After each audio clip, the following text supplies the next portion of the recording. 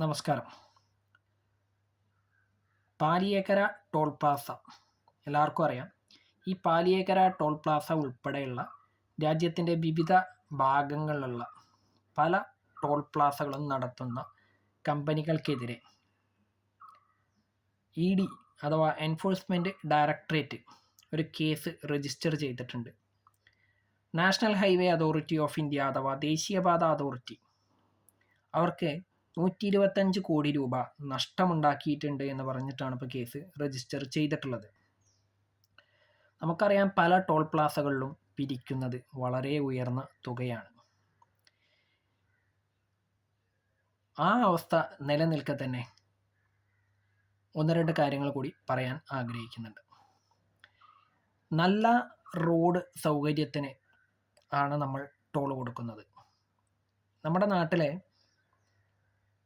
ഈ ടോൾ പ്ലാസകൾ ഉണ്ടാക്കിയിട്ടുള്ളത് നല്ല റോഡുകൾ നിർമ്മിച്ച് ആ നിർമ്മാണത്തിന് വേണ്ടി വന്നിട്ടുള്ള തുക പിരിച്ചെടുക്കുന്നതിന് വേണ്ടിയിട്ടാണ്. എന്നാൽ നിലവിലെ അവസ്ഥയിൽ റോഡുണ്ടാക്കി അത് കഴിഞ്ഞ് വർഷങ്ങളായി ടോൾ പിരിക്കുന്ന അവസ്ഥയാണ്. റോഡ് നിർമ്മാണത്തിന് ചെലവഴിച്ചതിന് എത്രയോ ഇരട്ടിയിലും അധികം തുക ഇപ്പം തന്നെ പല ടോൾ പ്ലാസകളും, ഉദാഹരണമായിട്ട് നമ്മുടെ പാലിയേക്കര തന്നെ പറയാം, പിരിച്ചെടുത്ത് കഴിഞ്ഞിട്ടുണ്ട്. എന്നിട്ടും ഇതുവരെയും ഇത് നിർത്തിയിട്ടില്ല. ഈ ടോൾ ആരെ കൊടുക്കേണ്ടതുള്ളൂ? സാധാരണക്കാരായിട്ടുള്ള ജനങ്ങൾ മാത്രമാണ് കൊടുക്കേണ്ടത്. നമ്മുടെ നാട്ടിലെ ഒരു രാഷ്ട്രീയ പാർട്ടിയിൽ ഉൾപ്പെട്ടിട്ടുള്ള ജനപ്രതിനിധിയും കൊടുക്കേണ്ടതില്ല. ബ്യൂറോക്രാറ്റുകൾ കൊടുക്കേണ്ടതില്ല. ജുഡീഷ്യറിയിലെ ഉയർന്ന ഉദ്യോഗസ്ഥരൊന്നും കൊടുക്കേണ്ടതില്ല. ഔദ്യോഗിക വാഹനമായി പോകുന്ന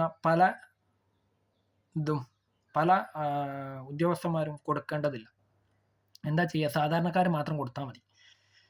ഇതിന് ആദ്യം ഒരു മാറ്റം വരണം. എല്ലാവരും ടോൾ അടയ്ക്കണമെന്നുള്ള നിർബന്ധം വരണം. അങ്ങനെ ഒരു നിയമം നമ്മുടെ നാട്ടിൽ വരേണ്ടത് അത്യാവശ്യമാണ്. പിന്നെ ദേശീയപാത അതോറിറ്റിക്ക് നഷ്ടം സംഭവിച്ചു എന്നുള്ള പേരിൽ കേസ് രജിസ്റ്റർ ചെയ്തുകൊണ്ട് മാത്രം ചോദിക്കുക. അവർക്ക് മാത്രമാണോ നഷ്ടം സംഭവിച്ചിട്ടുള്ളത്? സാധാരണ ജനങ്ങൾക്ക് നഷ്ടം സംഭവിച്ചിട്ടില്ലേ? എത്രയോ അധികം സമയം നഷ്ടം സംഭവിച്ചിട്ടില്ലേ? ഈ ടോൾ പ്ലാസകളിലെ പലതും കൃത്യമായി നടക്കാത്തത് കൊണ്ട് തന്നെ സമയനഷ്ടം ഒരുപാട് സംഭവിച്ചിട്ടുണ്ട്. റോഡിൻ്റെ ഗുണനിലവാരത്തിൻ്റെ മെച്ചം കൊണ്ട് ഒരുപാട് വാഹനങ്ങൾക്ക് നഷ്ടം സംഭവിച്ചിട്ടുണ്ട്. അപ്പോൾ ഇതൊന്നും കേസിൽ ഉൾപ്പെടുത്താൻ തയ്യാറല്ലേ എന്നുള്ളതാണ് ഒരു ചോദ്യം. അത് മാത്രമല്ല, ഈ പറയുന്നുണ്ടല്ലോ, ടോള് പിരിക്കുന്നത് നല്ല വികസനത്തിന് വേണ്ടിയിട്ടാണ്, നല്ല റോഡുകൾക്ക് വേണ്ടിയിട്ടാണ്. ഈ പറയുന്ന ആളുകൾ റോഡുകൾ നല്ലതാണോ എന്ന് എപ്പോഴെങ്കിലും പോയി അന്വേഷിച്ചിട്ടുണ്ടോ? പരിശോധന നടത്തിയിട്ടുണ്ടോ?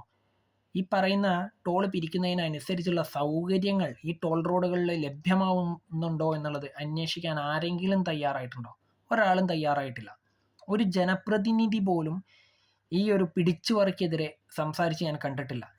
ചിലപ്പോൾ അവരത് സംസാരിക്കാതെ ഇരിക്കാൻ വേണ്ടിയിട്ട് അവർക്ക് വല്ല പാരിതോഷികമൊക്കെ കൊടുക്കാൻ ഈ വക ആളുകൾ തയ്യാറാവുന്നുണ്ടാവും. ഈ ടോൾ കമ്പനികളൊക്കെ തയ്യാറാവുന്നുണ്ടാവും എന്നുള്ളത് കൊണ്ടാവും ഈ പറയുന്ന ആളുകളൊന്നും ഇതിനെതിരെ, ഈ പിടിച്ചുപറിക്കെതിരെയൊന്നും സംസാരിക്കാത്തത് എന്നാണ് ഞാൻ മനസ്സിലാക്കുന്നത്. അപ്പോൾ ഈ പിടിച്ചുപറി കാലങ്ങളായിട്ട് നടക്കുന്ന പല സ്ഥലങ്ങളുമുണ്ട്. ഇതൊക്കെ ഒന്ന് നിർത്തിയാൽ വളരെയധികം ജനങ്ങൾക്ക് ഉപകാരമായിരിക്കും. മാത്രമല്ല, ഇപ്പം പറഞ്ഞു നഷ്ടം സംഭവിച്ചിട്ടുണ്ട് എന്നുള്ളത്. ദേശീയപാത അതോറിറ്റിക്ക് നഷ്ടം സംഭവിച്ചു, അഥവാ സർക്കാരിന് നഷ്ടം സംഭവിച്ചു എന്നുള്ളത് യാഥാർത്ഥ്യം. പൊതുജനങ്ങൾക്ക് നഷ്ടം സംഭവിക്കുന്നുണ്ട്, സർക്കാരിനും നഷ്ടം സംഭവിക്കുന്നുണ്ട്. സർക്കാർ ഏജൻസി ആയിട്ടുള്ള national highway authority of India എന്നിവയ്ക്കും നഷ്ടം സംഭവിച്ചിട്ടുണ്ട്.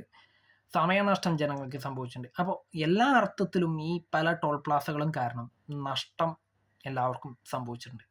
അപ്പോൾ യഥാർത്ഥത്തിൽ ആർക്കാണ് ഇതിൽ ലാഭം കിട്ടിയിട്ടുള്ളത് എന്ന് കൂടി ഒന്ന് അന്വേഷിച്ച് കണ്ടുപിടിക്കേണ്ടതാണ്. അതോ ഇതുവരെ പിരിച്ചെടുത്ത ഈ ടോൾ കമ്പനികൾ പിരിച്ചെടുത്ത തുക മുഴുവൻ വല്ലയിടത്തും കൊണ്ടുപോയി കടലിൽ കായം കലക്കിയ മാതിരി വല്ലയിടത്തും കലക്കി കളഞ്ഞോ എന്നുള്ളത് കൂടി ഒന്ന് അന്വേഷിച്ച് കണ്ടുപിടിക്കേണ്ടതായിട്ടുണ്ട്. അതൊക്കെ നടക്കും എന്ന് നമുക്ക് ആശിക്കാം എന്നേ പറയാനുള്ളൂ.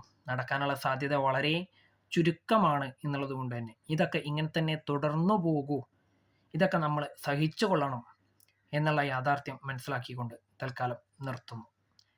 അന്വേഷിച്ച് കണ്ടുപിടിക്കുമെന്ന് 1% താഴെ മാത്രം പ്രതീക്ഷ വെച്ച് പുലർത്തുന്നു ഞാൻ.